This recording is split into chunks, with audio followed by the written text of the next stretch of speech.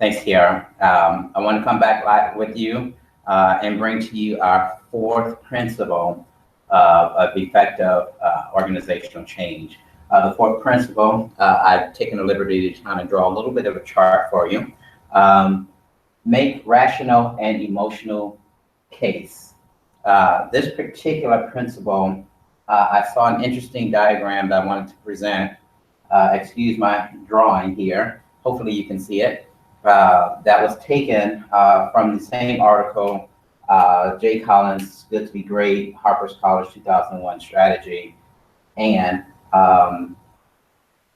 this principle really just kind of breaks things down for you. As you can see here in this example, first thing to talk about is confronting reality. Underneath there it says, confront the most brutal facts of the current situation. And a lot of times, we have a tendency, or presidents or management or leaders take on a principle of sugarcoating. Okay, well, it may not be that bad, but we're going to try something different. Most people are intelligent enough to know if we're going through a change, apparently something's not working.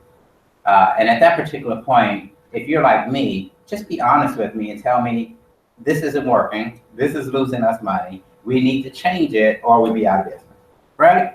Just makes some more sense. And it doesn't insult anyone's intelligence of saying, oh, well, it's not that bad. Don't sugarcoat it. Let's be honest, let's confront reality in this particular stage. What you have to do when you're confronting reality is articulate the vision. I'm not sure if you're able to see that or not, but you have to be able to explain where you're going and what you need to get there. All right. Once you say, hey, team, this is where we are. And this isn't necessarily, I think this principle is true, whether you're an organization, whether you are a leader at your local church, if you are the head of your household and you're saying, hey, this isn't working, we need to change what we're doing in order to get a better resolution. And so part of your position and your responsibility and what a good leader would do is to articulate that particular vision. This is why we're changing. Okay, this is going wrong. We need to correct it. What we need to do is we need to do X, Y, and Z. This is the game plan, right?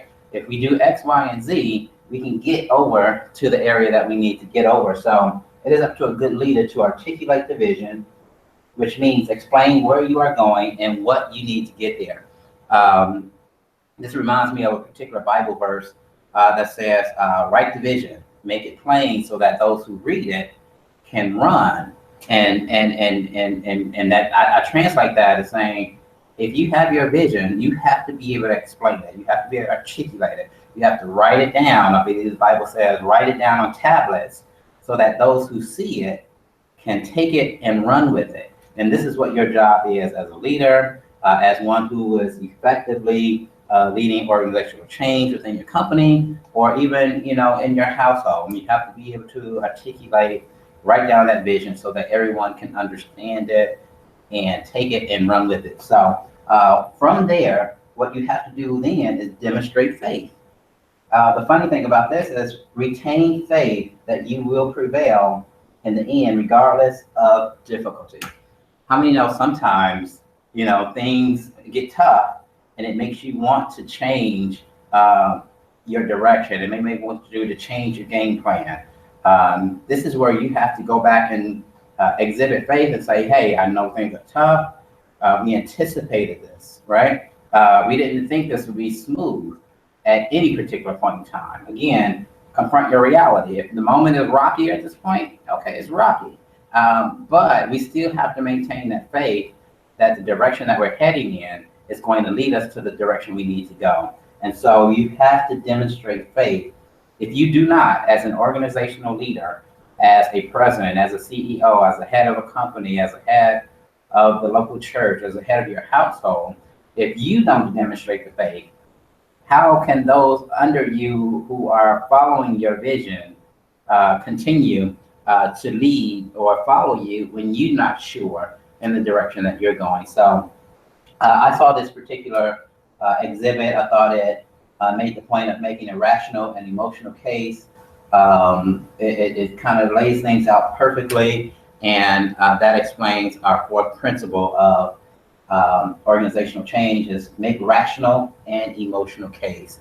Look at it for what it is, explain how it can get better, and continue to demonstrate faith in the decision that you're making. And so that is our fourth principle. I'm going to turn it over to Tiara to talk about our fifth.